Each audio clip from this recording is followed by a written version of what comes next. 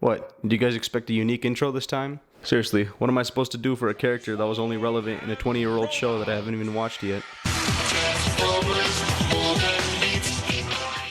So here we have the 2005 Transformers Cybertron Voyager class Vector Prime. Now as you can see, I don't have the box for this guy, because once again, this is like a 20-year-old figure. As a matter of fact, getting this guy complete is quite the challenge, although we'll get a little more into that later. I will, however, show you images of what he looked like in the box. But you guys didn't come here to look at the box forever. Let's take a closer look at this guy. So getting into the aesthetics of this guy, I'll preface this by saying that his colors are wildly inaccurate to the show. While I believe that there is a variant of this guy released to fix this problem, this is particularly the toy that most people would have bought back in the day, so we're gonna have to judge him on those merits. Now that that's out of the way, however, I must say that this guy looks beautiful in almost every way. The paintwork is immaculate, there are very few blemishes on this guy, and the ones that there are so unnoticeable that it doesn't even really matter. The actual color distribution is also expertly done, with various colors throughout breaking up the white and brown plastics that make up this guy. And in terms of actual sculpt work, it is completely immaculate. There's so many gear details throughout this guy's entire body that fit the time aesthetic so well. His design is also asymmetrical in many places, with differences visible on each side of his body. But overall, the excellent sculpt work, coupled with the amazing paint job, makes this guy look regal. The vortex in the middle of his chest also looks great, although I will say that the red part in the middle is a little bit jarring. It almost gives off clown nose vibes. But otherwise, this guy is a complete masterclass of sculpting and paint. There's honestly too many details to even mention individually. There's even some sculpt work that you wouldn't even normally see on this guy because it's hidden behind his kibble, and in vehicle mode that part gets covered up, but it's right behind the legs and you can see some extra details. So taking a look at his accessories, as you probably saw from those images of the box earlier, he's supposed to come with 4. Now as you can see here, I only have 3 of them. I'm missing the Cyberplanet key. I'll show an image of what his was supposed to look like, but for the sake of this video,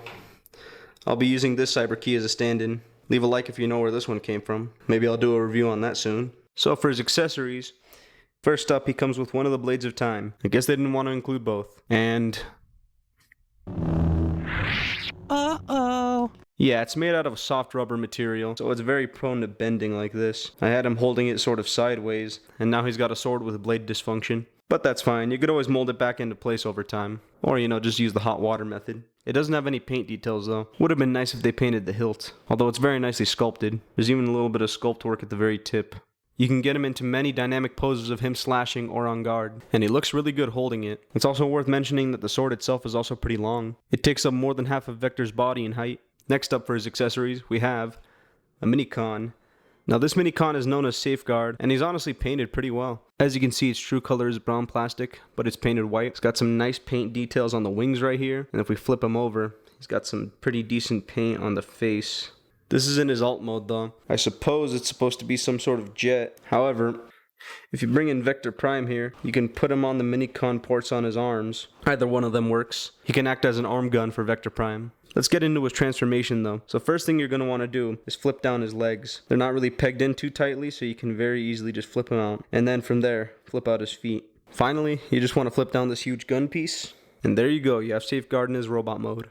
So upon the transformation, no new details are really revealed. Sure, you can kind of see some sculpted in fists, and of course, he's got his entire body here, but technically you could have seen that in vehicle mode as well if you just turned it around.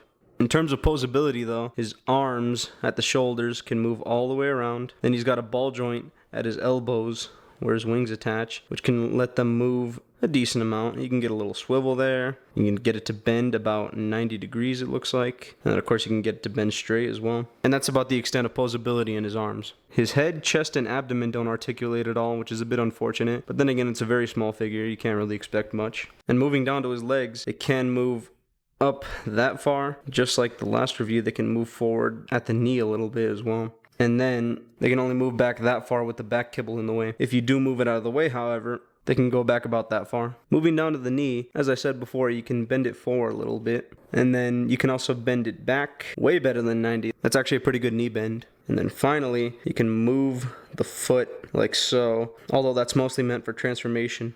And the next accessory would have been the Cyberplanet key, but once again, I don't have it. So I'll once again put images of it up, and right now we're going to use this one as a stand-in. So if we take Vector Prime here, you can see he's got a slot where you're supposed to put the Cyberplanet key in. And if you take the key itself and plug it in, guess what? It doesn't do anything. Now to my knowledge, it's supposed to make a noise, a sort of slashing sound effect, but mine doesn't work. But hey, I bought this secondhand. I don't really know what I could have expected. It does act as a nice storage option though. I'll show you what that would have looked like with his actual Cyberplanet key in his chest. But for now, he's going to have to look like this. And the final accessory he comes with is this little clear plastic missile. Now this isn't really useful in his robot mode at all, but it will be in his spaceship mode, so we'll save that for later. So in terms of articulation, this guy's pretty decent for a Transformers toy of the time, but nowadays he's a bit limited. So starting at his head, he's got a swivel. Unfortunately, it's not on a ball joint, so he can only go 360, can't look up at all, can't look down at all. Moving to his shoulder pads are ratcheted, and they can move up and down. Then they can rotate all the way around, and they're also ratcheted. Just know that almost every single joint on this guy is ratcheted. So if you hear a lot of clicking and whatnot, that's what that is. Alright, next, his arm can move out at the shoulder. Can only go about that far before the shoulder pad blocks it. And of course can go down about that far. He's got a below the elbow swivel. It can go all the way around. Then of course his elbow can bend. It can go completely straight, and it can go less than 90. That's a bit unfortunate. Next, these gauntlets like to shift a lot. They're supposed to lock in, but a lot of people, including me, have the issue that it just refuses to. But you just push them up to get them out of the way, and you can access the wrist easier. Unfortunately though, there's no bicep swivel or wrist articulation. This is as stiff as it gets. And just like his Minicon partner, his chest and abdomen can't move at all. Although that's mostly due to the fact that this guy was supposed to have that sound feature. Moving down to the legs, this hip skirt can move out that far. Can move back in that far, and then going to his leg proper, it can move out that far before getting stopped by the hip skirt, and then can only move back that far before getting stopped by the back kibble. If you do move it out of the way, however, you can move it all the way back. And we'll talk about the back kibble articulation in a second. From there, he's got a full spread, and then heading down to the knees, he's got a below the knee swivel, and then of course you get a bend at the knee that also goes greater than 90. So that's another thing he shares in common with his Minicon. And the final piece of articulation at his leg, his feet can move down. That's mostly for transformation though. And then finally moving to his back kibble can move out on the transformation hinge. All of these coattails right here can move outwards, mostly for the transformation, but they also have a hinge right here that you can bend right here, and they go outwards to allow for the legs to kick back further. And then finally, these coattails can move on a hinge. So yeah, in terms of articulation, this guy's pretty decent. Definitely not as good as the Transformers of today, but good enough that you can get him into some pretty dynamic poses, especially when you add in his accessories. And now, let's get on into size comparisons. So size is a big factor you guys might want to consider, especially because one of the reasons somebody might want this in the modern day is to use this as your Vector Prime in your Age of the Primes collection. I will warn you, however, if that's your plan, and scale matters to you a lot, this guy might not be the Vector Prime for you. So here he is next to the Transformers Age of the Primes Deluxe Class Solus Prime. As you can see, he's quite a bit bigger than her, when in all reality he should be around the same size as Alpha Trion or Prima Prime. Here he is next to the Transformers Age of the Primes Alpha Trion. Here you can really start to see the disparity in the size. He's supposed to be about the same size as Trion, and instead now he towers over him. Here he is next to the Transformers Age of the Primes Leader Class Megatronus Prime, and here you can absolutely see the difference in height. He's even taller than Megatronus, who's a Leader Class. And finally, Soundwave. So yeah, in terms of height, this guy's completely disproportionate with Age of the Primes. Now I personally don't mind it because scale was never too much of an issue for me with the Primes, but I know for some other people it might be. So moving on to the transformation, this guy is a pretty basic one, which is to be expected from the time. So for starters, we're going to want to remove Safeguard. You can keep him transformed as he is, you just don't want him on his arm. And you can leave the Cyberplanet key in his chest if you want. Next, you're going to want to spin his head around, and then you're going to want to straighten out the elbows, shift down his gauntlets. There's a little notch right here and a peg right here. You're going to want to plug in his arm. And the way you want to accomplish this is by pushing up on the fist, and it should just pop right in. Then from there, you're going to want to move the shoulder pad down and do the same thing on the other side. Once you're at this point, you're going to want to take the backpack here and flip it up until it snaps in. This is why it was important to turn his head around earlier. From here, we're going to want to turn him around, splay out his wings here, and then once again bend them at this hinge. Just like that. Do the same thing on the other side. From there, you're going to want to move down to the legs, flip them all the way out, and then you're going to want to move the leg up and then bend the knee so that the foot here, right here on this hole, pegs into this peg right here and should plug right in. And then do the same thing on the other leg. The peg doesn't hold the greatest though. As you can see, this one refuses to snap in fully. Then finally, you're going to want to flip out the wings here. Just open them up, and then you can kind of position them however you want. Of course, I kind of just want them stock so that they're kind of just straight out like this. But then just position them however you want, and then there you go. It should look just about like that. And the final thing you want to do is both part of the transformation and a clever bit of weapon storage. So as you can see, there's this little wing sticking out right here, but it's not the same on the other side. Well, that's because you have to take his sword here and plug it in right there, and that completes the other side of the wing. So it's a neat bit of weapon storage, but also necessary for the transformation.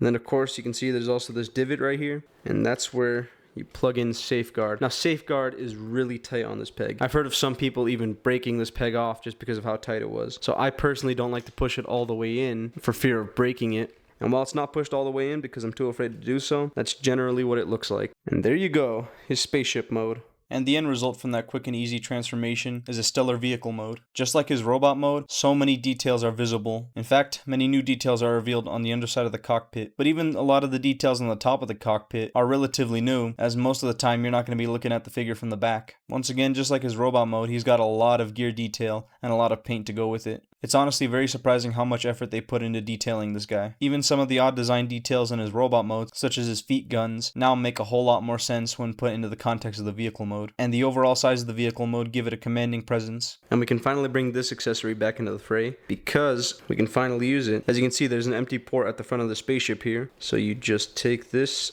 shove that in there till it plugs in, and then right under safeguard right here, there's this little button. You go ahead and press that, and it shoots out the missile. We'll do that one more time in slow motion.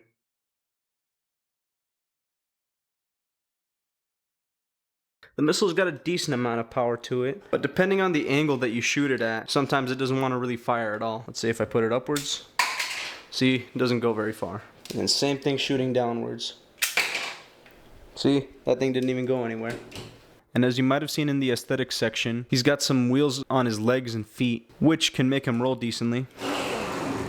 As per vehicle mode size comparisons, here he is next to Solus Prime, here he is next to Alpha Trion, here he is next to Megatronus Prime, and finally, Soundwave. So, rating this guy using my 10-point scale, I'd absolutely give him a 2 for aesthetics. If I hadn't already made it obvious enough, I believe that the aesthetics of this guy are exceptional. The sculpt and paintwork working in tandem with each other make this guy look amazing. It honestly might just be his best aspect. In terms of articulation / posability, however, I'd give him a 0.5 out of 2. While his articulation isn't the worst thing ever, it's the absolute bare minimum and does leave you wanting. In terms of solidity / durability, this guy gets a 2 out of 2. There's not a single bit of it that's loose or feels like it's going to break anytime soon. And while his sound feature is broken, I can't exactly knock the toy for that, as I'm not too sure how it got to that point anyway. In terms of accessories, he also receives 2 out of 2. While it would have been nice to get both Blades of Time, I understand that that would have been a bit redundant, and you can have a lot of fun with the accessories that he does come with. In terms of overall enjoyability, I'll give him a 1 out of 2. While this thing is great in many ways, the limited articulation does also affect how enjoyable he is to use. And this point is bolstered by the fact that sometimes posing him can be difficult with how much his back kibble weighs. Oftentimes he can end up falling backwards just because of how back heavy he is. So overall, Vector Prime here gets a 7.5 out of 10, and I feel like that rating's pretty accurate to how I feel about him. What he does well, he does really well. However, he does have a fair amount of shortcomings that could be improved upon.